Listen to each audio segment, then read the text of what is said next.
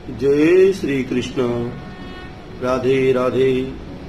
श्री सद्गुरुनाथ महाराज की जय। जयकारा तेरा वालिदा बोल सच्चे दरबार की जय। आज हम सभी श्रवण करेंगे उपासना का तत्व। शास्त्र और महात्माओं के अनुभव से यह सिद्ध है कि साकार और निराकार दोनों प्रकार के उपासकों को परम गति प्राप्त हो सकती है। साकार के उपासक को सगुण भगवान के दर्शन भी हो सकते हैं। निराकार के उपासक को उसकी इच्छा न रहने के कारण नहीं होते। साकार ईश्वर की उपासना ईश्वर का प्रभाव समझकर की जाने से सफलता शीघ्र होती है। साकार ईश्वर के प्रभाव समझने का यही मतलब है कि साधक उस एक ईश्वर को ही सर्वव्यापी सर्वशक्तिमान समझे। जिस शिव या विष्णु रूप की वह उपासना करे, उसके लिए उसे यह न समझना चाहिए कि मेरा इष्ट देव ईश्वर केवल इस मूर्ति में ही है और कहीं नहीं है। ईश्वर में इस तरह की परिमित बुद्धि एक तरह का तामस ज्ञान है। गीता के अध्याय 18 और श्लोक संख्या 22 में इसी की निंदा की गई है। इसका यह अर्थ नहीं कि मूर्ति पूजा नहीं करनी चाहिए अथवा कोई भाई सरल भाव से तत्व न समझकर केवल मूर्ति मात्र में ईश्वर समझकर ही उसकी उपासना न करे। किसी भी भांति उपासना में प्रवृत्त होना तो सर्वथा उपासना न करने की अपेक्षा उत्तम ही है, परंतु यह ज्ञान अल्प होने के कारण इससे की हुई उपासना का फल बहुत देर से होता है।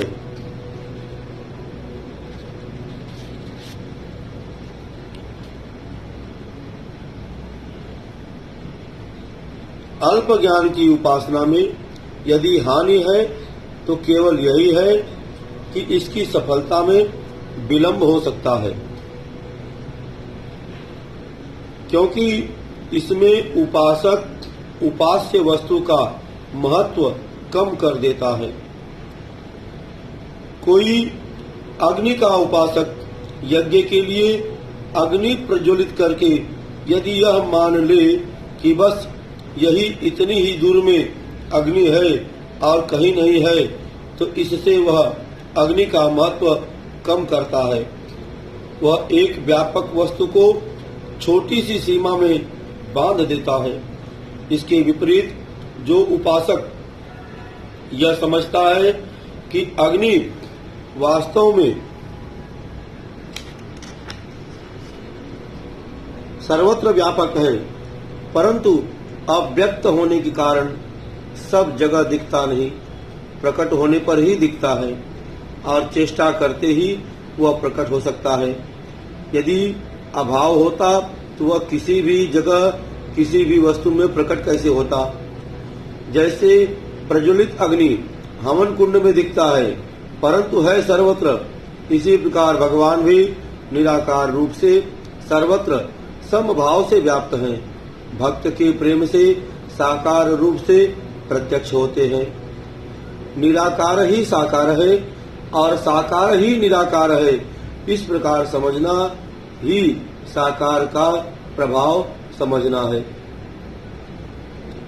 असल में ईश्वर के साथ अग्नि की तुलना नहीं दी जा सकती। यह तो एक दृष्टांत मात्र है, क्योंकि अग्नि परमात्मा की भांति सर्वव्यापी नहीं है। एक स्थान में 5 वस्तुएं सर्वव्यापी नहीं हो सकती। पृथ्वी, जल, अग्नि, वायु आदि अपने अपने रूप में स्थित हैं। पृथ्वी का प्रधान गुण है गंध है, अग्नि का रूप है, सर्वव्यापी परमात्मा तो कारण का भी महाकारण है। इसलिए वह सब में स्थित है। कार्य कभी सर्वव्यापी नहीं होता, व्यापक कारण होता है। जगत का कारण प्रकृति है, परंतु परमात्मा तो उसका भी कारण होने से महाकारण है।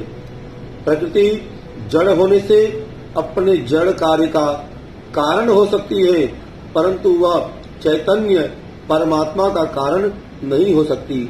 अतएव परमात्मा ही सबका महाकारण है और वही जड़ चेतन सब में सदा पूर्ण रूप से स्थित है।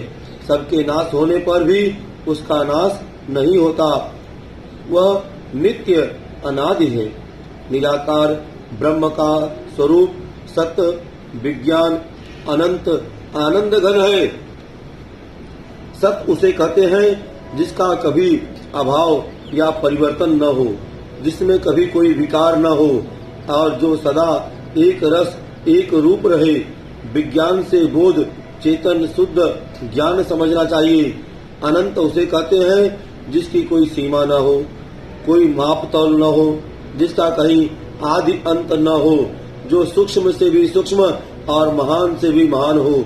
समस्त संसार जिसके एक अंश में स्थित हो। आनंद घन से केवल आनंद ही आनंद समझना चाहिए।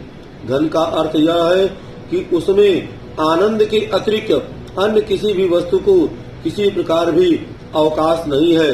जैसे बर्फ में जल घन है, इसी प्रकार परमात्मा आनंद घन है। बर्फ तो साकार जड़ कठोर है, परंतु परमात्मा चेतन है, ज्ञान स्वरूप है, निराकार है। इस प्रकार निराकार परमात्मा सर्वत्र परिपूर्ण है।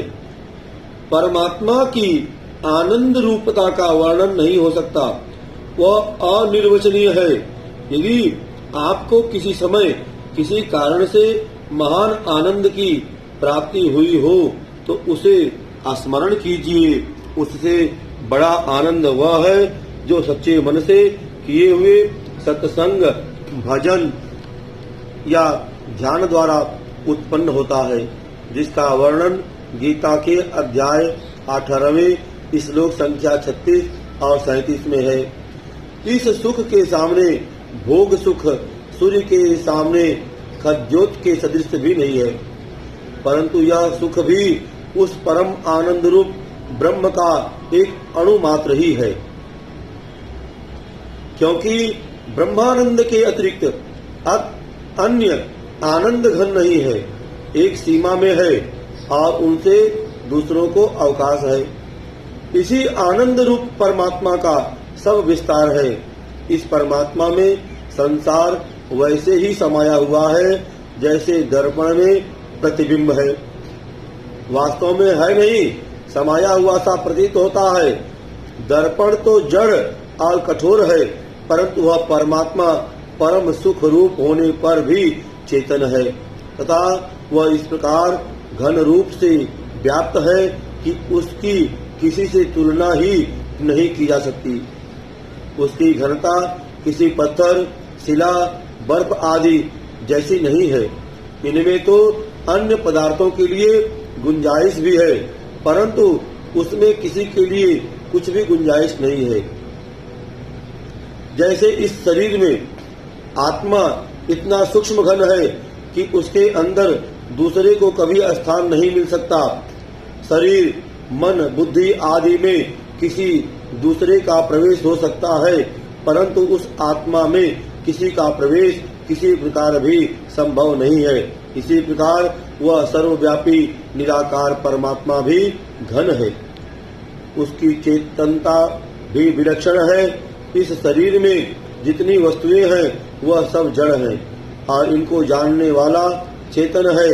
जो पदार्थ किसी के द्वारा जाना जाता है वह जड़ है, दृश्य है, वह आत्मा को नहीं जान सकता। हाथ पैर आत्मा को नहीं जानते, पर आत्मा उनको जानता है। वही सबको जानता है। ज्ञान ही उसका स्वरूप है और वह ज्ञान ही परमेश्वर है जो सब जगह है। ऐसी कोई जगह नहीं है जो उससे रहित हो। इसी से श्रुति उसे कहती है सत्यम ज्ञानमनंतम ब्रह्म। वही ब्रह्म भक्तों के प्रेमवश उनके उदारार्थ साकार रूप से प्रकट होकर उन्हें दर्शन देते हैं। उनके साकार रूपों का वर्णन मनुष्य की बुद्धि के बाहर है, क्योंकि वह अनंत है। भक्त जिस रूप से उन्हें देखना चाहता है वह उसी रूप में प्रत्यक्ष प्रकट होकर दर्शन देते हैं। भगवान का साकार रूप धारण करना भगवान के अधीन नहीं पर प्रेमी भक्तों के अधीन है। अर्जुन ने पहले विश्व रूप दर्शन की इच्छा प्रकट की, फिर चतुर्भुज की और तदंतर द्विभुज की। भक्त भावन भगवान कृष्ण ने अर्जुन को उसके इच्छानुसार थोड़ी ही देर में तीनों रूपों में दर्शन दे दिए और उसे निराकार का भाव भी भली भांति समझा दिया। इसी प्रकार जो भक्त परमात्मा के जिस स्वरूप की उपासना करता है उसको उसी रूप के दर्शन हो सकते हैं। अतएव उपासना के स्वरूप परिवर्तन की कोई आवश्यकता नहीं। भगवान विष्णु, रामकृष्ण, शिव, नृसिंह, देवी, गणेश आदि किसी भी रूप की उपासना की जाए सब उसी की होती है। भजन में कुछ भी बदलने की जरूरत नहीं है। बदलने की जरूरत है यदि परमात्मा में अल्प बुद्धि हो तो उसको बदलो। भक्तों को चाहिए कि वह अपने इष्ट देव की उपासना करता हुआ सदा यह समझता रहे कि मैं जिस परमात्मा की उपासना करता हूँ वही परमेश्वर निराकार रूप से चराचर में व्यापक है, सर्वज्ञ है। सब कुछ उसी की दृष्टि में हो रहा है। वह सर्वज्ञ, सर्वव्यापी, सर्वगुण संपन्न, सर्व समर्थ, सर्व साक्षी, सतचित, आनंद घन मेरा इष्ट देव परमात्मा ही अपनी लीला से भक्तों के उद्धार के लिए उनके इच्छानुसार भिन्न भिन्न स्वरूप धारण कर अनेक लीला करता है। इस प्रकार तत्व से जानने वाले पुरुष के लिए परमात्मा कभी अदृश्य नहीं होते और न वह कभी परमात्मा से अदृश्य होता है। श्री भगवान ने स्वयं कहा है कि यो मां पश्यति सर्वत्र सर्वश मयि पश्यति तस्याहं न प्रणश्यामि स च मे न प्रणश्यति। श्री गीता के 6वें अध्याय में 30वां श्लोक है। जो पुरुष संपूर्ण भूतों में सबके आत्मरूप मुझ वासुदेव को ही व्यापक देखता है और संपूर्ण भूतों को मुझ वासुदेव के अंतर्गत देखता है उसके लिए मैं अदृश्य नहीं होता और वह मेरे लिए अदृश्य नहीं होता, क्योंकि वह एक ही भाव से मुझ में ही स्थित है और निराकार साकार में कोई अंतर नहीं है। जो भगवान निराकार है वही साकार बनते हैं। भगवान कहते हैं कि अजो अपि सर्वत्र व्यात्मा भूतानामि अस्वरो अपि सन् प्रकृतिं स्वामधिष्ठाय संभवाम्यात्माया। श्री गीता के 4 अध्याय में 6वां श्लोक है। मैं अविनाशी स्वरूप अजन्मा और सब भूत प्राणियों का ईश्वर होने पर भी अपनी प्रकृति को अधीन करके योग माया से प्रकट होता हूँ। क्यों प्रकट होते हैं इस प्रश्न का उत्तर भी भगवान ही देते हैं कि यदा यदा हि धर्मस्य ग्लानिर्भवति भारत अभ्युत्थानं धर्मस्य तदात्मानं सृजाम्यहम् परित्राणाय साधूनां विनाशाय च दुष्कृतां धर्म संस्थापनार्थाय संभवामि युगे युगे। श्री गीता के 4 अध्याय में 7वां और 8वां श्लोक है कि हे भारत, जब जब धर्म की हानि और अधर्म की वृद्धि होती है तब तब ही मैं अपने रूप को प्रकट करता हूँ। साधु पुरुषों का उद्धार और दूषित कर्म करने वालों का नाश करने तथा धर्म स्थापना के लिए मैं युग युग में प्रकट होता हूँ। इस प्रकार अविनाशी निर्विकार परमात्मा जगत के उद्धार के लिए भक्तों के प्रेमवश अपनी इच्छा से आप अवतीर्ण होते हैं। वे प्रेममय हैं। उनकी प्रत्येक क्रिया प्रेम और दया से ओतप्रोत है। वे जिनका संहार करते हैं उनका भी उद्धार हो करते हैं और उनका संहार भी परम प्रेम का भी उपहार है। परंतु अज्ञ जगत उनके दिव्य जन्म कर्मों की लीला का यथार्थ रहस्य न समझकर नाना प्रकार के संदेह करता है। इसे भगवान कहते हैं कि जन्म कर्म च मे दिव्यमेव यो वेत्ति तत्वतः त्यक्त्वाम देह पुनर्जन्म नैति मामेति सो अर्जुन। श्री गीता के ही 4 अध्याय में 9वां श्लोक है कि हे अर्जुन, मेरा जन्म और कर्म दिव्य है। इस प्रकार जो पुरुष तत्व से जानता है वह शरीर त्याग कर फिर जन्म को नहीं प्राप्त होता, वह तो मुझे ही प्राप्त होता है। सर्वशक्तिमान सच्चिदानंद घन परमात्मा अज अविनाशी और सर्वभूतों के परम गति और परम आश्रय हैं। वे केवल धर्म की स्थापना और संसार का उद्धार करने के लिए ही अपनी योग माया से सगुण रूप होकर प्रकट होते हैं। अतएव उन परमेश्वर के समान सुहृदय प्रेमी और पतित पावन दूसरा कोई नहीं है। यूँ समझकर जो पुरुष उनका अनन्य प्रेम से निरंतर चिंतन करता हुआ आसक्ति रहित होकर संसार में वर्तता है, वही वास्तव में उनको तत्व से जानता है। ऐसे तत्व के पुरुष को इस दुख रूप संसार में फिर कभी लौटकर नहीं आना पड़ता। भगवान के जन्म कर्म कैसे दिव्य हैं, इस तत्व को जो समझ लेता है वही सच्चा भाग्यवान पुरुष है। उज्ज्वल, प्रकाशमय, विशुद्ध, अलौकिक आदि शब्द दिव्य पर्यायवाची हैं। भगवान के जन्म कर्मों में ये सभी घटित होते हैं। उनके कर्म संसार में विस्तृत होकर सबके हृदयों पर असर करते हैं। कर्मों की कीर्ति ब्रह्मांड भर में छा जाती है। जो उनका स्मरण कीर्तन करते हैं उनका हृदय भी उज्ज्वल बन जाता है। इसलिए वे उज्ज्वल हैं। उनकी लीला का जितना ही अधिक विस्तार होता है उतना ही अंधकार का नाश होता है। जहाँ सदा हरि लीला कथा होती है वहाँ ज्ञान सूर्य का प्रकाश छा जाता है। पाप ताप रूपी अंधकार नष्ट हो जाता है। इसलिए वे प्रकाशमय हैं। उनके कर्मों में किसी प्रकार का स्वार्थ या अपना प्रयोजन नहीं है, कोई कामना नहीं है, किसी पाप का लेश नहीं है, मल रहित है। इसलिए वे शुद्ध हैं। उनके जैसे कर्म जगत में कोई नहीं कर सकता। ब्रह्मा इंद्र आदि भी उनके कर्मों को देखकर मोहित हो जाते हैं। जगत के लोगों की कल्पना में भी जो बात नहीं आ सकती, जो बिल्कुल असंभव है, उसको भी वे संभव कर देते हैं, अघटन घटा देते हैं। जीवन मुक्त या कारक सबकी अपेक्षा अद्भुत है, इसलिए वे अलौकिक हैं। उनका अवतार सर्वथा शुद्ध है। अपनी लीला से ही वे आप प्रकट होते हैं और वे प्रेम रूप होकर ही सगुण रूप से प्रकट होते हैं। प्रेम ही उनकी महिमामयी मूर्ति है, इसलिए प्रेमी पुरुष ही उनको पहचान सकते हैं। इस तत्व को समझकर जो प्रेम से उनकी उपासना करते हैं वे भगवान बहुत ही शीघ्र उन प्रेममय की प्रेम पूर्ण वदनार बिंद का दर्शन कर कृतार्थ होते हैं।